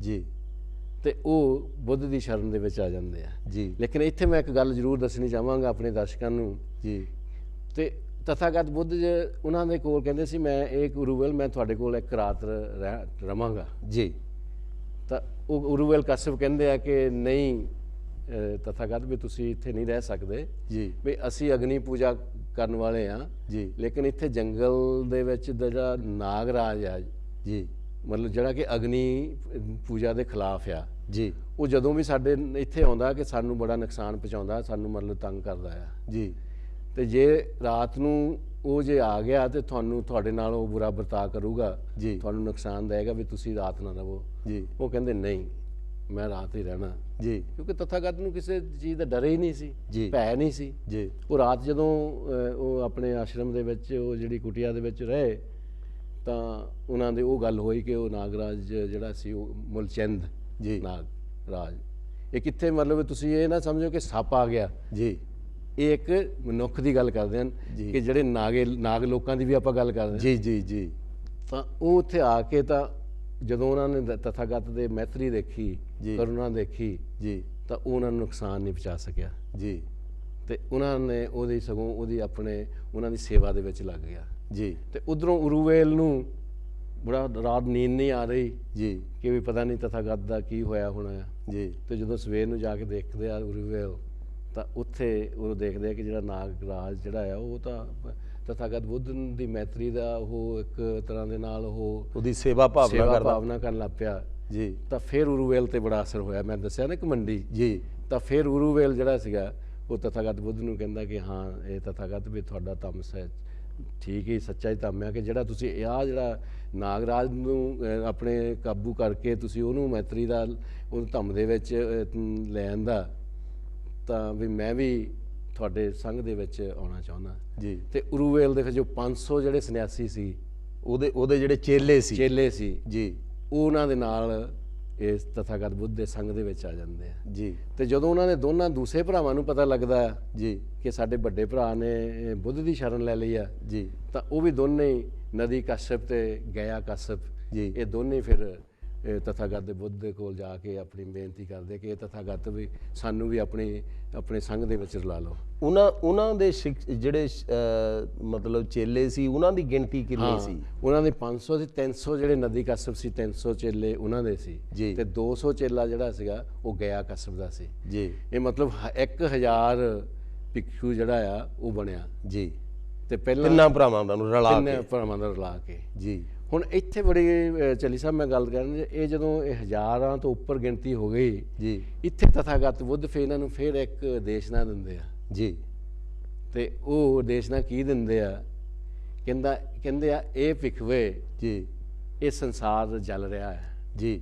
ਸੰਸਾਰ ਦੀ ਹਰ ਵਸਤੂ ਜਲ ਰਹੀ ਆ ਜੀ ਤੇ ਅਗਿਆਨ ਦੇ ਕਰਕੇ ਮੋਹ ਅਗਨੀ ਜੀ ਰਾਗ ਅਗਨੀ ਜੀ ਦਵੇਸ਼ ਅਗਨੀ ਜੀ ਇਹ ਪੈਦਾ ਹੁੰਦੀਆਂ ਜੀ ਤੇ ਜਿਹੜੀਆਂ ਕਿ ਸਾਰੇ ਜਗਤ ਨੂੰ ਜਲਾਉਂਦੀਆਂ ਜੀ। ਪਰ ਇਹਨਾਂ ਅਗਨੀਆਂ ਨੂੰ ਤੁਸੀਂ ਸ਼ਾਂਤ ਕਰ ਸਕਦੇ ਆ ਜੀ। ਉਹ ਕਿੱਦਾਂ?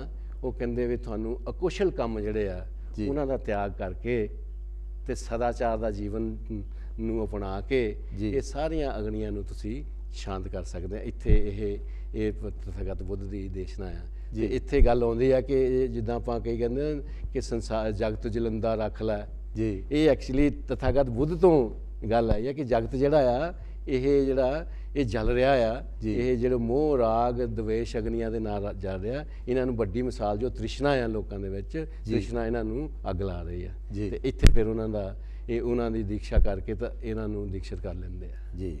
ਅੱਛਾ, ਫਿਰ ਸਾਰੀਪੁੱਤ ਤੇ ਮੁਦਗਲਿਆਣ ਦੀ ਦੀਕਸ਼ਾ ਬਾਰੇ ਸਾਡੇ ਦਰਸ਼ਕਾਂ ਨੂੰ ਦੱਸੋਗੇ? ਹਾਂ, ਕਿਉਂਕਿ ਜਿਸ ਤਰ੍ਹਾਂ ਮੈਂ ਪਹਿਲਾਂ ਦੱਸਿਆ ਕਿ ਹੁਣ ਤਥਾਗਤ ਬੁੱਧ ਜਿਹੜੇ ਆ ਉਹਨਾਂ ਦਾ ਧੰਮ ਦਾ ਪ੍ਰਚਾਰ ਹੋ ਰਿਹਾ, ਜਿੱਦਾਂ ਲੋਕਾਂ ਦੇ ਸਮਝ ਆ ਰਿਹਾ ਆ ਤੇ ਉਹ ਧੰਮ ਨੂੰ ਗ੍ਰਹਿਣ ਕਰਕੇ ਤਥਾਗਤ ਦੇ ਸੰਘ ਦੇ ਵਿੱਚ ਉਹਦੇ ਰਲ ਰਹੇ ਨੇ ਜੀ।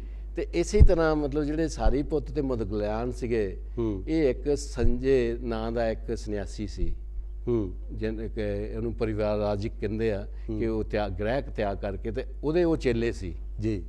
ਤਾਂ ਉੱਥੇ ਉਹਨਾਂ ਦੇ ਹੋਰ ਚੇਲੇ ਸੀ ਜੀ। ਤਾਂ ਉੱਥੇ ਉਹਨਾਂ ਨੂੰ ਮਤਲਬ ਉਹਨਾਂ ਨੂੰ ਪੂਰੀ ਤਰ੍ਹਾਂ ਉਹਨਾਂ ਨੂੰ ਸੈਟੀਸਫਾਈ ਨਹੀਂ ਸੀ, ਸੰਤੁਸ਼ਟ ਨਹੀਂ ਸੀ ਸੰਜੇ ਦੀ ਜੋ ਸਿੱਖਿਆ ਸੀਗੀ ਜੀ। ਇੱਕ ਦਿਨ ਕੀ ਹੋਇਆ, ਇਹ ਇੱਥੇ ਮੈਂ ਜ਼ਰੂਰ ਇਨਸੀਡੈਂਟ ਦੱਸਣਾ ਕਿ ਜੋ ਅਸ਼ਵਜਿਤ ਜਿਹੜੇ ਆ ਜੀ, ਜਿਹੜੇ ਉਹ 5 ਬੱਗੇ ਭਿੱਖੂਆਂ ਦੇ ਵਿੱਚੋਂ ਉਹ ਅਸ਼ਵਜਿਤ ਜੋ ਆ ਉਹ ਭਿੱਖਿਆ ਲੈਣ ਲਈ ਜਾ ਰਹੇ ਆ ਜੀ। ਤੇ ਕੁਦਰਤੀ ਕੋਇਨਸੀਡੈਂਟ ਤੇ ਜਿਹੜੇ ਸਾਰੀਪੁੱਤ ਆ ਉਹਨਾਂ ਨੂੰ ਮਿਲਦੇ ਆ ਜੀ। ਤੇ ਉਹਨਾਂ ਦੇ ਅਸ਼ਵਜਿਤ ਦੀ ਜਿਹੜੀ ਉਹਦੀ ਗੰਭੀਰ ਮੁਦਰਾ ਦੇਖ ਕੇ ਜੀ, ਚਾਲ ਦੇਖ ਕੇ, ਸ਼ਾਂਤ ਮੁਦਰਾ ਦੇਖ ਕੇ, ਸ਼ਾਂਤ ਸੁਭਾਅ ਦੇਖ ਕੇ ਜੀ, ਕਿਉਂਕਿ ਤਥਾਗਤ ਬੁੱਧ ਕੋਲ ਮੈਂ ਇੱਥੇ ਗੱਲ ਜ਼ਰੂਰ ਕਹਾਂਗਾ ਕਿ ਜਦੋਂ ਤਥਾਗਤ ਬੁੱਧ ਦਾ ਗਿਆਨ ਆ ਜਾਂਦਾ ਜੀ, ਧੰਮ ਆ ਜਾਂਦਾ, ਆਟੋਮੈਟਿਕਲੀ ਜੋ ਇਨਸਾਨ ਆ, ਮਨੁੱਖ ਆ, ਉਹ ਸ਼ਾਂਤ ਹੋ ਜਾਂਦਾ ਜੀ। ਉਹਦੇ ਵਿੱਚ ਬੈਰ ਵਿਰੋਧ ਇਹ ਸਾਰੀਆਂ ਚੀਜ਼ਾਂ ਨਿਕਲ ਜਾਂਦੀਆਂ, ਖਤਮ ਹੋ ਜਾਂਦੀਆਂ। ਉਹ ਭਿੱਖਿਆ ਲੈਣ ਜਾ ਰਿਹਾ ਤੇ ਬੜੇ ਸ਼ਾਂਤ ਤੇ ਬੜੇ ਮਤਲਬ ਦੇਖ ਕੇ ਤੇ ਸਾਰੀਪੁੱਤ ਨੂੰ ਬੜਾ ਪ੍ਰਭਾਵਿਤ ਹੋਇਆ ਉਹਨਾਂ ਤੋਂ ਜੀ। ਤਾਂ ਉਹਨਾਂ ਨੂੰ ਸਵਾਲ ਪੁੱਛਦਾ ਆ, ਕਹਿੰਦਾ ਵੀ ਇਹ ਭਿੱਖੂ ਵੀ ਤੁਸੀਂ ਕੌਣ ਆ ਤੇ ਤੁਹਾਡਾ ਗੁਰੂ ਕੌਣ ਆ ਤੇ ਉਹਦੀ ਸਿੱਖਿਆ ਕੀ ਆ ਜੀ। ਤੇ ਅਸ਼ਵਜਿਤ ਨੇ ਬੜੇ ਸ਼ਾਂਤੀ ਦੇ ਨਾਲ ਉਹਨਾਂ ਨੂੰ ਜਵਾਬ ਦਿੰਦੇ ਆ, ਕਹਿੰਦੇ ਵੀ ਮੈਂ ਤੁਹਾਨੂੰ ਸੰਖੇਪ ਦੇ ਵਿੱਚ ਦੱਸਦਾ ਆ, ਲੇਕਿਨ ਜੀ ਜੇ ਤੁਸੀਂ ਜ਼ਿਆਦਾ ਗੰਭੀਰਤਾ ਦੇ ਨਾਲ ਸੁਣਨਾ ਤੇ ਤੁਸੀਂ ਆਪ ਤਥਾਗਤ ਕੋਲ ਆ ਸਕਦੇ ਆ। ਲੇਕਿਨ ਇੱਥੇ ਮੈਂ ਉਹ ਜਿਹੜੇ ਉਹਨਾਂ ਨੇ ਉਹਦੇ ਜਿਹੜੇ ਸ਼ਬਦ ਕਹੇ, ਆਚਰਨ ਕਹੇ ਆ, ਮੈਂ ਉਹ ਜ਼ਰੂਰ ਦੱਸਾਂਗਾ ਆਪਣੇ ਦਰਸ਼ਕਾਂ ਨੂੰ ਕਿੰਨੇ ਸੋਹਣੇ ਤਰੀਕੇ ਦੇ ਨਾਲ। ਉਹ ਕਹਿੰਦੇ ਜੇ ਦੰਮਾ ਹੇਤੁਪ ਭਵ ਜੀ ਤੇ ਸੰਗ ਹੇਤੂ ਤਥਾਗਤ ਆਹ ਜੀ। ਫਿਰ ਕਹਿੰਦੇ ਆ ਤੇ ਸੰਗ ਚ ਜੋ ਨਿਰੋਧੋ ਜੀ ਏਵੰਗ ਵਾਦੀ ਮਹਾਸੰਮਣੋ ਜੀ। ਇਹਦੇ ਵਿੱਚ ਅਸ਼ਵਜਿਤ ਨੇ ਉਹਨਾਂ ਨੂੰ ਜਵਾਬ ਦਿੱਤਾ ਤੇ ਉਹ ਕਹਿੰਦੇ ਆ ਕਿ ਜਿੰਨੇ ਵੀ ਦੁੱਖਾਂ ਤੋਂ ਦੁੱਖ ਪੈਦਾ ਹੋਣ ਵਾਲੇ ਆ ਕਾਰਨਾਂ ਕਰਕੇ ਜੀ ਉਹਨਾਂ ਦੇ ਕਾਰਨਾਂ ਦਾ ਤੇ ਦੁੱਖਾਂ ਦਾ ਤਥਾਗਤ ਨੇ ਜਿੰਨੇ ਸਾਰੇ ਕਾਰਨ ਆ ਉਹ ਸਮਝਾ ਦਿੱਤੇ ਆ। ਜੀ ਤੇ ਇਕੱਲੇ ਉਹਨਾਂ ਦੇ ਕਾਰਨ ਹੀ ਨਹੀਂ, ਉਹਨਾਂ ਦੇ ਧੰਮੇ ਨਹੀਂ ਸਮਝਾਏ, ਜੀ ਲੇਕਿਨ ਉਹਨਾਂ ਦਾ ਨਿਰੋਧ ਵੀ ਸਾਨੂੰ ਸਮਝਾ ਦਿੱਤਾ ਆ। ਤਾਂ ਇਹ ਏਵੰਗਵਾਦੀ ਮਹਾਸਮਣੋ, ਜੀ ਇਹ ਉਹਨਾਂ ਦੀ ਦੇਸ਼ਨਾ ਆ, ਇਹ ਉਹਨਾਂ ਦੀ ਵਾਦੀ ਆ, ਉਹਨਾਂ ਦੇ ਲਫ਼ਜ਼ ਆ ਜੀ ਮਹਾਸਮਣੋ ਬੁੱਧ, ਜੀ ਕਿ ਇਹ ਮੇਰੇ ਬੁੱਧ ਆ। ਜੀ ਤਾਂ ਫਿਰ ਇੱਥੇ ਫਿਰ ਉਹ ਤਾਂ ਬੜਾ ਪ੍ਰਭਾਵਿਤ ਹੁੰਦਾ ਕਿ ਵੀ ਜੇ ਉਹਨਾਂ ਦਾ ਚੇਲਾ ਇੰਨਾ ਮਤਲਬ ਦੂਸਰਾ Impress ਕਰਦਾ, ਨੌਲੇਜ ਕਰਦਾ ਆ ਜੀ। ਤੇ ਕਿਉਂ ਨਹੀਂ, ਤੇ ਉਹ ਫਿਰ ਵਾਪਸ ਚਲ ਜਾਂਦਾ ਸੰਜੇ ਦੇ ਜਿੱਥੇ ਉਹਨਾਂ ਦਾ ਆਪਣੇ ਜਿਹਦੇ ਚੇਲੇ ਆ ਤੇ ਉਹਦੇ ਨਾਲ ਮੁੱਦ ਗਲਿਆਨ ਜਿਹੜੇ ਆ ਉਹਦੇ ਨਾਲ ਸਾਥੀ ਆ, ਜੀ। ਉਹਨਾਂ ਨੂੰ ਜਾ ਕੇ ਦੱਸਦਾ ਕਿ ਵੀ ਮੈਂ ਤਾਂ ਅੱਜ ਵੀ ਇੱਕ ਅਦਭੁਤ ਨਜ਼ਾਰਾ ਦੇਖਿਆ ਜੀ ਤੇ ਵੀ ਆਪਾਂ ਨੂੰ ਚੱਲਣਾ ਚਾਹੀਦਾ।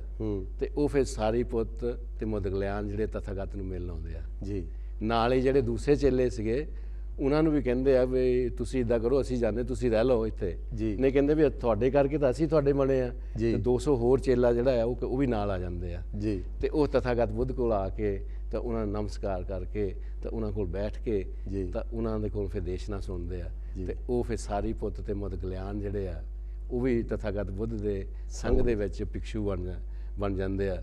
ਤੇ ਇੱਥੇ ਮੈਂ ਜ਼ਰੂਰ ਕਹਾਂਗਾ ਕਿ ਸਾਰੀ ਪੁੱਤ ਮੁੱਦ ਗਲਿਆਨ ਜੋ ਆ ਜੀ। ਤਥਾਗਤ ਬੁੱਧ ਦੇ ਲੈਫਟੀਨੈਂਟ ਉਹਨਾਂ ਨੂੰ ਕਿਹਾ ਜਾਂਦਾ ਜੀ ਕਿ ਜਦੋਂ ਵੀ ਤੁਸੀਂ ਤਥਾਗਤ ਬੁੱਧ ਦੀ ਜੋ ਸਟੈਚੂ ਜੋ ਉਹਨਾਂ ਦੀ ਪ੍ਰਤਿਮਾ ਦੇਖੋਗੇ, ਉਹਨਾਂ ਦੇ ਦੋਨਾਂ ਸਾਈਡਾਂ ਤੇ ਜੀ। ਉਹਨਾਂ ਦੇ ਜਿੱਦਾਂ ਤੁਸੀਂ ਕਿਹਾ ਕਿ ਤਥਾਗਤ ਬੁੱਧ ਬਰਾਬਰ ਦੀ ਜਗ੍ਹਾ ਦਿੰਦੇ ਆ, ਜੀ ਤੇ ਉਹਨਾਂ ਨੇ ਮਤਲਬ ਤਥਾਗਤ ਬੁੱਧ ਦੀ ਜਿਹੜੀ ਮੂਰਤੀ ਉਹਦੇ ਨਾਲ ਖੜੇ ਆ।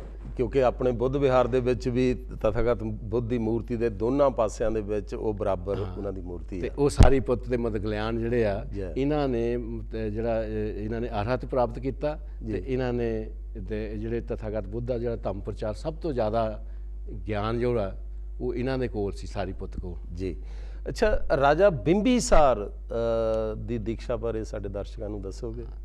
ਤੇ ਇਹ ਵੀ ਬਹੁਤ ਜ਼ਰੂਰੀ ਆ ਕਿਉਂਕਿ ਹੁਣ ਤਥਾਗਤ ਬੁੱਧ ਉਹਨਾਂ ਦੇ ਸਾਰੀ ਪੁੱਤ ਦੇ ਮੁੱਦ ਗਲਿਆਨ ਬਣ ਗਏ, ਪ੍ਰਚਾਰ ਸ਼ੁਰੂ ਹੋ ਗਿਆ। ਜੀ ਤਾਂ ਫਿਰ ਜਦੋਂ ਰਾਜਾ ਬਿੰਬੀਸਾਰ ਨੂੰ ਮਗਧ ਦੇ ਰਾਜਾ ਜੀ ਸੀਗੇ ਰਾਜਗ੍ਰਹਿ, ਜੀ ਤੇ ਉਹਨਾਂ ਨੂੰ ਪਤਾ ਲੱਗਦਾ ਕਿ ਤਥਾਗਤ ਜਿਹੜੇ ਆ ਉਹ ਰਾਜਗ੍ਰਹਿ ਦੇ ਵਿੱਚ ਆਏ ਸੀ। ਜੀ। ਇੱਥੇ ਮੈਂ ਜ਼ਰੂਰ ਝੱਲੀ ਸਾਹਿਬ ਤੁਹਾਨੂੰ ਦੱਸਣਾ ਚਾਹਾਂਗਾ। Yeah. ਤੇ ਉਹਦੇ ਵਿੱਚ ਜਦੋਂ ਤਥਾਗਤ ਬੁੱਧ ਆਪਣੀ ਖੋਜ ਵਾਸਤੇ ਨਿਕਲੇ ਸੀ ਤਾਂ ਬਿੰਬੀ ਸਾਹਿਬ ਨੇ ਉਹਨਾਂ ਨੂੰ ਆਮ ਸੌਰੀ ਸੁਮਨ ਸਾਹਿਬ, ਮੈਨੂੰ ਇੱਥੇ ਤੁਹਾਨੂੰ ਰੋਕਣਾ ਪੈ ਰਿਹਾ ਕਿਉਂਕਿ ਜਿਹੜਾ ਟਾਈਮ ਆ ਉਹ ਖਤਮ ਹੋ ਰਿਹਾ ਹੈ। ਇਸ ਵਾਰਤਾ ਨੂੰ ਆਪਾਂ ਅਗਲੇ ਪ੍ਰੋਗਰਾਮ ਬੁੱਧਵਾਰ ਵਾਲੇ ਦਿਨ ਦੇ ਪ੍ਰੋਗਰਾਮ ਦੇ ਵਿੱਚ ਤੁਹਾਡੇ ਨਾਲ ਇੱਥੋਂ ਹੀ ਵਾਰਤਾ ਸ਼ੁਰੂ ਕੀਤੀ ਜਾਵੇਗੀ। ਦਰਸ਼ਕੋ, ਜਿਸ ਤਰ੍ਹਾਂ ਕਿ ਤੁਹਾਨੂੰ ਪਹਿਲਾਂ ਹੀ ਦੱਸਿਆ ਹੋਇਆ ਹੈ ਕਿ ਅਸੀਂ ਤਥਾਗਤ ਬੁੱਧ ਦਾ ਜੀਵਨ ਅਤੇ ਉਹਨਾਂ ਦੇ ਧੰਮ ਦੇ ਉੱਤੇ ਚਰਚਾ ਕਰਦੇ ਹਾਂ। ਹਰ ਐਤਵਾਰ ਨੂੰ 11 ਤੋਂ ਲੈ ਕੇ 12 ਵਜੇ ਤੱਕ, ਹਰ ਬੁੱਧਵਾਰ ਨੂੰ ਸ਼ਾਮ ਨੂੰ 5 ਵਜੇ ਤੋਂ ਲੈ ਕੇ 6 ਵਜੇ ਤੱਕ ਅਸੀਂ ਸਾਰਾ ਮਹੀਨਾ ਹੀ ਇਸ ਦੇ ਉੱਤੇ ਆਪ ਜੀ ਦੇ ਨਾਲ ਚਰਚਾ ਕਰਦੇ ਰਹਾਂਗੇ। ਅੱਜ ਦਾ ਪ੍ਰੋਗਰਾਮ ਇੱਥੇ ਹੀ ਖਤਮ ਹੁੰਦਾ ਹੈ। ਨਮੋ ਬੁੱਧਾ, ਜੈ ਭੀਮ, ਜੈ ਭਾਰਤ।